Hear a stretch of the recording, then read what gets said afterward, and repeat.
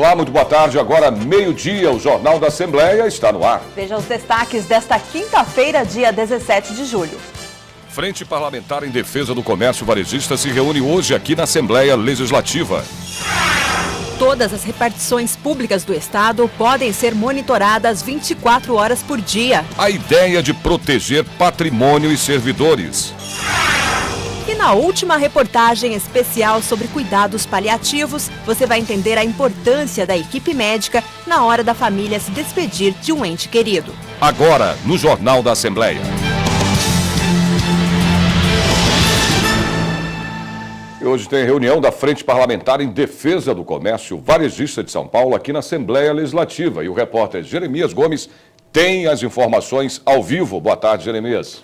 Boa tarde, Sérgio. Essa frente parlamentar, ela é presidida pelo deputado Fernando Capês, do PSDB. Essa é uma reunião que está prevista para ocorrer a partir das 7 da noite no auditório Teotônio Vilela. É um fórum permanente de discussão e de fomentação para esses setores do comércio varejista, que é muito importante no estado de São Paulo, emprega quase 3 milhões de pessoas, o estado possui 480 mil estabelecimentos e o comércio varejista é o principal, com 47% vindo na sequência pelo setor atacadista. Portanto, a partir das 7 da noite, destacando também que esta frente parlamentar tem trabalhado nas suas audiências públicas, nas suas reuniões, principalmente para a redução da carga tributária, principalmente do ICMS, para que esse setor seja mais estimulado. A reunião vai ter, portanto, a presença de autoridades, de representantes do comércio varejista do estado de São Paulo. Sérgio, Raquel. Ok, Jeremias, encontrar trabalho não está nada fácil, mas para muita gente o mais difícil é a hora da entrevista. O programa Emprega São Paulo, com agências em todo o estado, tem muitas vagas e dá as dicas para você se dar bem na hora da conversa. Veja os detalhes com a repórter Viviane Cesarino. Este é um dos postos de atendimento ao trabalhador de São Paulo. Fica na estação Barra Funda do metrô, por isso é sempre lotado. Todo mundo aqui está em busca do mesmo objetivo, um emprego. E para a Roseli, tem que ser logo. Parando de novo, né? Correndo atrás, né? Já vem da Lapa já, menina. Deixei, eu acho que uns 7 currículos lá. Não dá para ficar desempregada, né? Não dá. Mas aqui já encerrou já. Só amanhã agora. Vai voltar e vai tentar de novo. Vou tentar, né? De novo, né? Tem que tentar, né? Parada, você tem que pagar aluguel.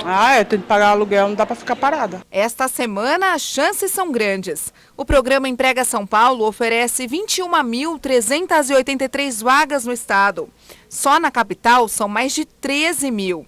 Tem bastante oferta para o setor administrativo, linha de produção, recepcionista e motorista. As empresas enviam as demandas e os candidatos preenchem um cadastro com um perfil. No cruzamento destes dados, pode sair o tão sonhado trabalho. Assim que surgiu a vaga, que eles encaminharam, eles deram uma palestra, ensinando como se comportar na hora da entrevista e deu tudo certo. Só não pode esquecer de trazer RG, CPF, número do PIS e carteira de trabalho. Se o perfil se encaixar com uma das vagas oferecidas, pode ser que o candidato já saia do posto de atendimento ao trabalhador com uma entrevista de emprego já agendada. Mas isso não é garantia de trabalho para ninguém, não. A hora da entrevista costuma ser de muito nervosismo. Pode até ser que a pessoa tenha o treinamento, mas não se saia tão bem nessa hora. Por isso, dá uma olhadinha aqui no mural. São 15 dicas para uma entrevista de emprego bem-sucedida. Uma pessoa que está desempregada há um bom tempo, às vezes o que está pegando não é a experiência, a falta de experiência, mas às vezes a pessoa não sabe a introspectiva, ela não consegue repassar aquilo que ela sabe fazer mesmo. Então é isso que nossos atendentes estão preparados para perguntar, o que você sabe fazer mesmo? Né? Porque ela pode falar, eu sei fazer tudo, mas teria que, de repente, a vaga que está pedindo, ela não consegue expressar. Quando nós divulgamos a vaga, as pessoas já cadastram diretamente para aquelas vagas que nós divulgamos. A gente vai entrar em contato, não precisa nem filtrar nada. As pessoas que já entram em contato com a gente já é para aquelas vagas que nós já disponibilizamos no sistema. Fica mais fácil para a gente. Fique de olho nas dicas e também no site. As vagas podem ser acessadas pela internet. O endereço é o www.empregasaopaulo.sp.gov.br. Vamos a informações do trânsito em São Paulo. Você vê aí imagens ao vivo do final ali da via de acesso entre a zona leste e oeste da cidade, próxima à entrada do elevado Costa e Silva, o Minhocão. O trânsito é intenso nos dois sentidos, mas sem pontos de congestionamentos. Em São Paulo, a madrugada foi fria, 13 graus, mas o sol volta a brilhar durante o dia todo, o que eleva a temperatura para 25 graus. Não há previsão de chuvas para hoje. Vamos ver como fica o tempo no interior do estado. Em Campinas, o dia também esquenta, os termômetros chegam aos 24 graus. Em São José dos Campos, a máxima é de 25 graus. Em Sorocaba, a temperatura sobe e chega aos 24 graus. Em Ribeirão Preto, o tempo fica mais quente, máxima de 26 graus.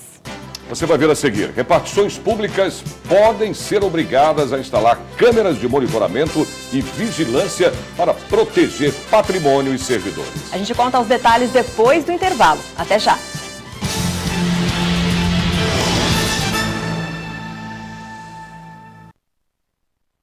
A prática de exercício físico aumenta a qualidade de vida e estimula a saúde.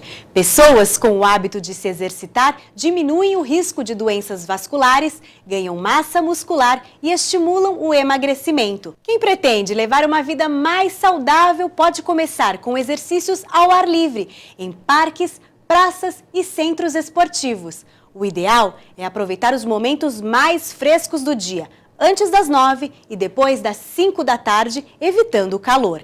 Use roupas leves e fique de olho também para evitar a desidratação, bebendo bastante água. O importante é contar com a orientação de um profissional adequado e ficar atento aos limites do próprio corpo para evitar lesões.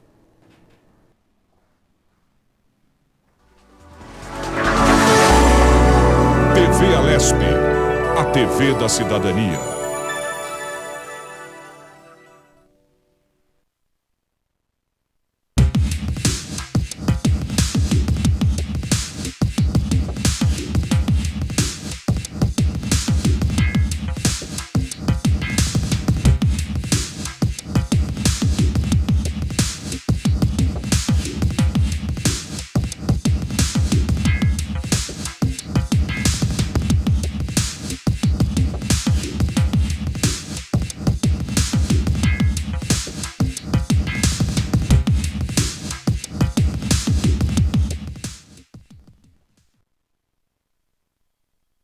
Menos de 2% da população brasileira tem o hábito de doar sangue, número bem abaixo do recomendado pela Organização Mundial da Saúde, que fica entre 3,5% e 5% da população. Para ser um doador, a pessoa precisa ter entre 16 e 69 anos, pesar ao menos 50 quilos e estar descansada e alimentada. Fica temporariamente impedido de doar quem fez tatuagem há pelo menos 12 meses, quem ingeriu bebida alcoólica 12 horas antes da doação e mulheres grávidas ou no período de amamentação.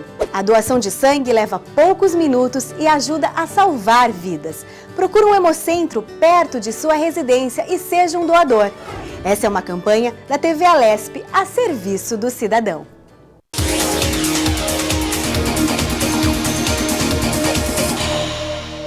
Os integrantes de uma comissão parlamentar de inquérito criada na Assembleia Legislativa podem realizar audiências públicas com representantes da sociedade civil, convocar autoridades e convidar cidadãos. A CPI não julga nem tem competência para punir. Investiga, propõe soluções e encaminha suas conclusões ao Poder Judiciário, ao Poder Executivo, ao Ministério Público e à Defensoria Pública. O relatório final da CPI é publicado no Diário Oficial.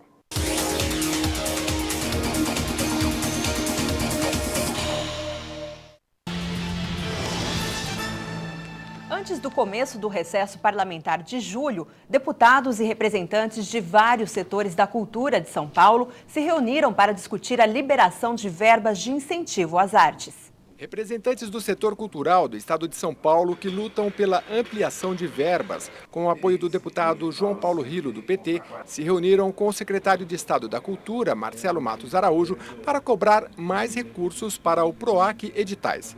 Roberto Rosas, do Fórum de Artes e Políticas Públicas do Interior, Litoral e Grande São Paulo, disse que um acordo firmado entre lideranças de deputados em dezembro de 2013 não foi cumprido. Até hoje a gente está discutindo esse recurso. Onde estão esses 10 milhões?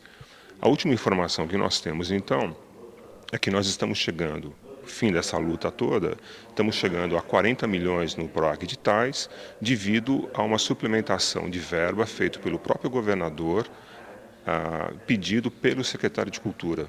O secretário da Cultura, Marcelo Araújo, disse que os recursos do orçamento do PROAC Editais, fechado em 40 milhões de reais para 2014, vêm sendo ampliados desde que assumiu a pasta. Em 2012 ele teve 25 milhões, o ano passado 30 milhões e esse ano nós estamos trabalhando até esse momento com um valor de 40 milhões, o que significa um acréscimo bastante significativo, né, de 33% em relação ao programa do ano passado. O investimento da pasta no PROAC se dá por meio de duas modalidades, incentivos fiscais e PROAC Editais. Setores ligados à cultura no estado de São Paulo têm lutado pela ampliação desse investimento por considerá-lo democrático e capaz de atender o interior do estado. Os recursos se concentram mais na capital, é evidente, por uma questão logística, né, populacional e tal,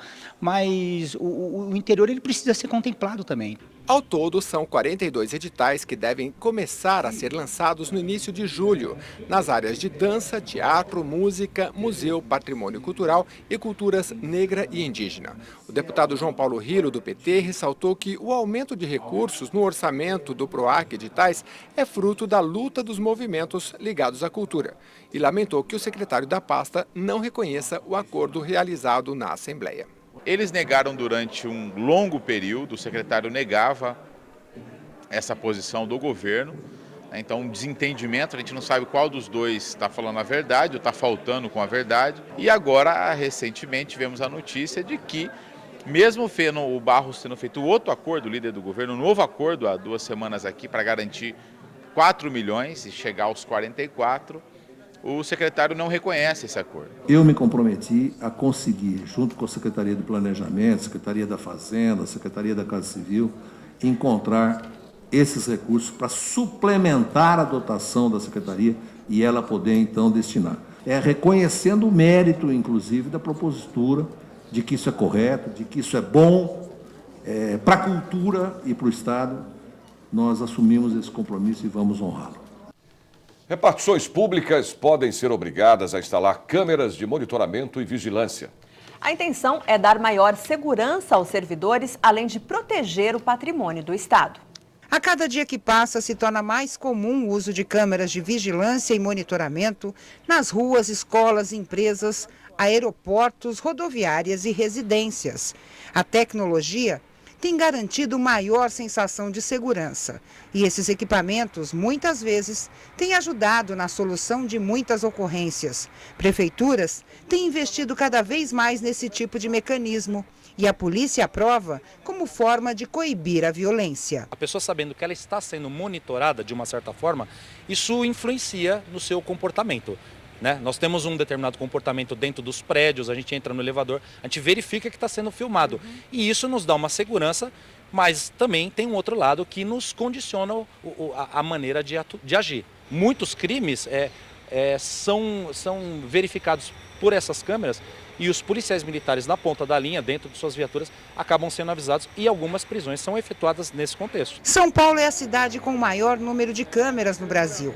Só na capital são cerca de 1,5 milhão de aparelhos. A CET usa há mais de 20 anos esse tipo de mecanismo para monitorar o trânsito.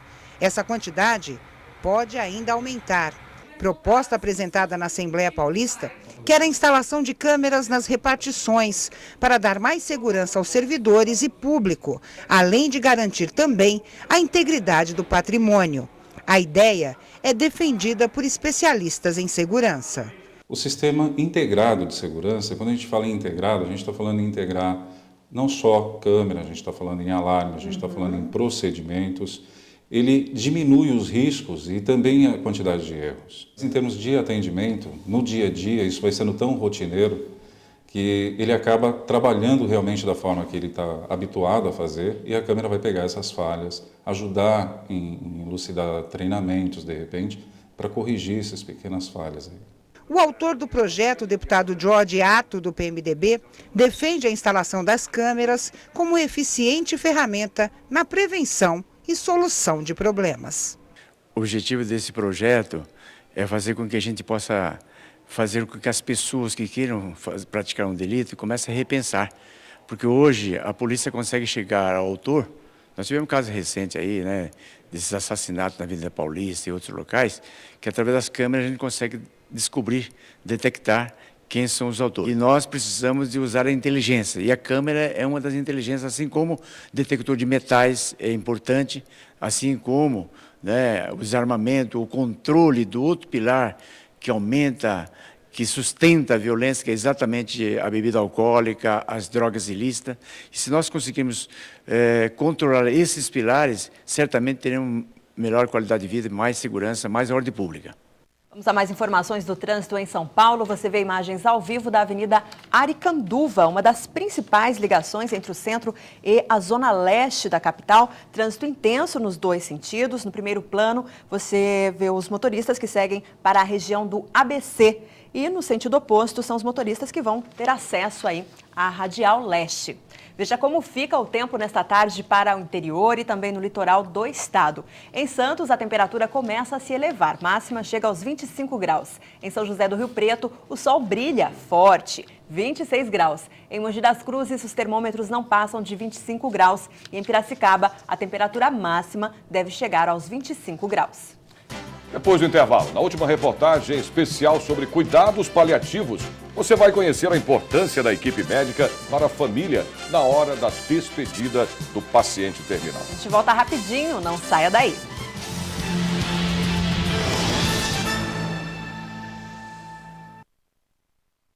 Não importa qual seja a temperatura ou época do ano, quando falamos de proteção solar, é preciso cuidado com a pele. A exposição ao sol forte pode causar envelhecimento precoce, queimaduras e o mais grave, o câncer de pele. Segundo dados da Sociedade Brasileira de Dermatologia, cerca de 90% das lesões que causam este tipo de câncer localizam-se em áreas do corpo que ficam expostas. Aqui no Brasil, são registrados mais de 100 mil casos de câncer de pele todos os anos. Por isso, além do uso do protetor, evite tomar sol entre 10 da manhã e 4 da tarde. Mesmo em dias nublados, não esqueça do filtro solar, além de se proteger com bonés, chapéus e óculos escuros. E para manter a pele saudável e bonita no verão, beba bastante líquido, além de, claro, passar protetor solar a cada 2 horas e com o fator de proteção superior a 15.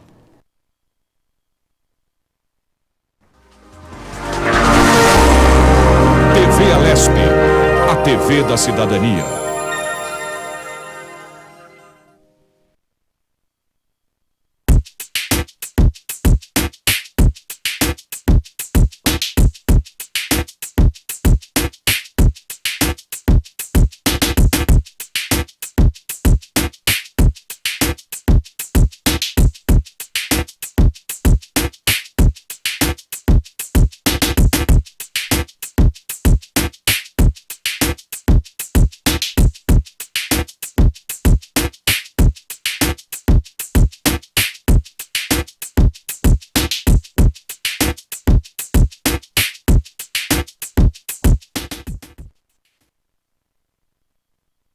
O consumo pessoal de água no Brasil fica próximo do dobro recomendado pela ONU. Algumas atitudes simples podem ajudar a reduzir o consumo. Evite banhos longos, feche a torneira enquanto escova os dentes e não jogue lixo no vaso sanitário. Na cozinha, enxague de uma só vez pratos e panelas. Para lavar o carro ou a calçada, não utilize mangueira. Usar um pano e baldes com água pode reduzir bastante o desperdício nestes casos. E procure usar a máquina de lavar roupas no máximo 3 vezes por semana. Desperdiçar água é jogar fora um precioso recurso natural e também um gasto desnecessário nas contas da casa. Essa é uma campanha da TV Alesp, a serviço do cidadão.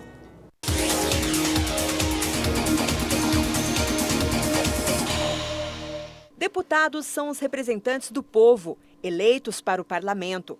Eles têm poder legislativo, elaboram projetos e decidem sobre a aprovação de decretos e leis.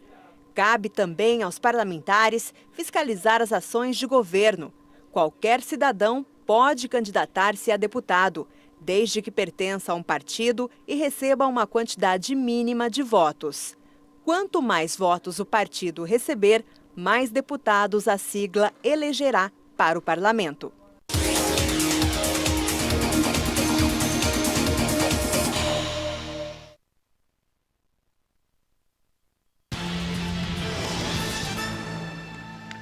E na última reportagem especial da série sobre cuidados paliativos, você vai acompanhar agora a história de uma família que recebeu apoio nos momentos finais de um ente querido. O apoio de médicos, fisioterapeutas, psicólogos e enfermeiros foi fundamental para a família aceitar com mais naturalidade a dor da morte. A reportagem é de Ana Calini. Foi no dia 6 de junho de 1972 que Carlos e Bia se conheceram. Ele com 17 anos e ela com 16. O amor aconteceu durante um encontro de jovens na cidade de São Caetano do Sul, na região metropolitana de São Paulo. O namoro começou e eles faziam tudo juntos. Depois de 8 anos, resolveram se casar. Da união nasceram Thaís, Débora e Nicole. A família aumentou mais ainda com a chegada dos 3 netos. Passaram-se 34 anos, quando Carlos e Maria Beatriz começaram a enfrentar um momento difícil. Ele foi diagnosticado com um câncer raro. Foi um susto, assim. Mas você fica tão anestesiado com tudo que está acontecendo que você fica... Eu vou falar mais por mim. O Carlos, eu senti que quando nós saímos para ir para o hospital, eu acho que ele já sabia o que ele tinha.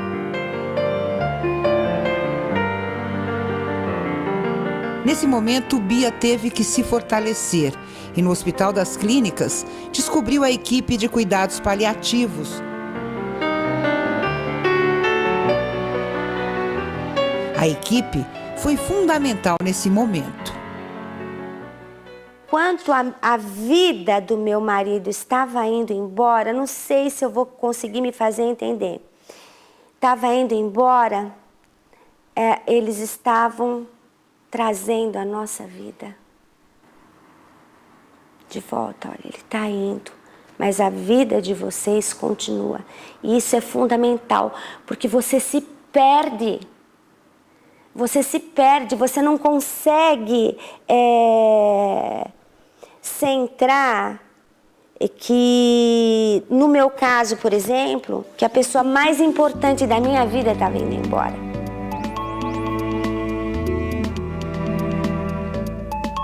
Descobrir a doença até a data da morte foram 55 dias.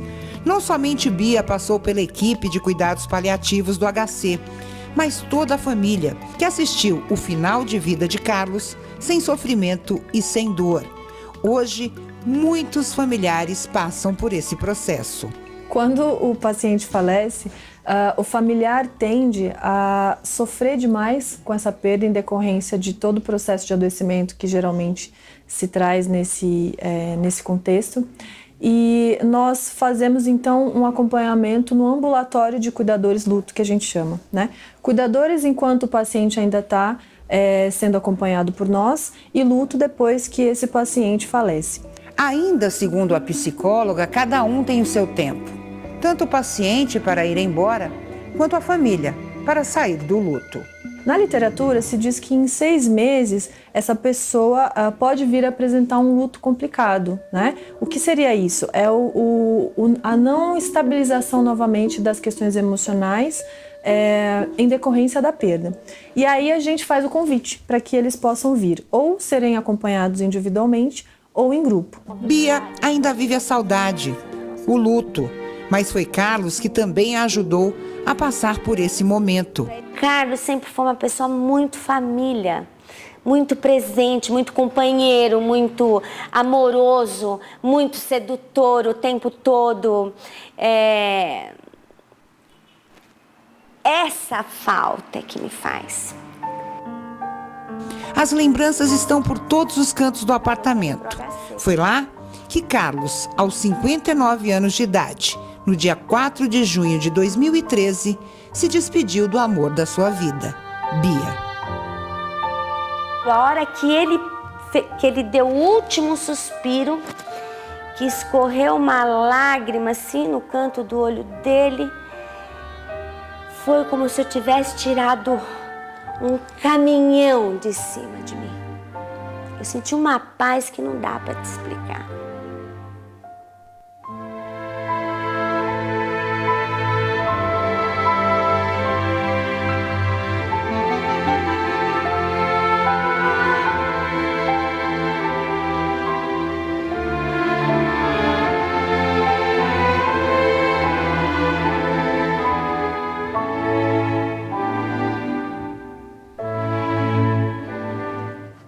Vamos a mais informações do trânsito em São Paulo. Você vê aí imagens ao vivo da rodovia Presidente Dutra, nas proximidades do Aeroporto Internacional de São Paulo, em Guarulhos. O trânsito é bastante intenso na região nos dois sentidos, mas sem pontos de congestionamentos. A temperatura sobe na maior parte do estado nesta quinta-feira. Em Franca, tarde de tempo encoberto e quente. Os termômetros chegam aos 26 graus. Em Bauru, a temperatura se eleva, máxima de 27 graus. Em Limeira, a temperatura máxima não passa de 25 graus. E em Marília, os termômetros ficam na marca dos 26 graus.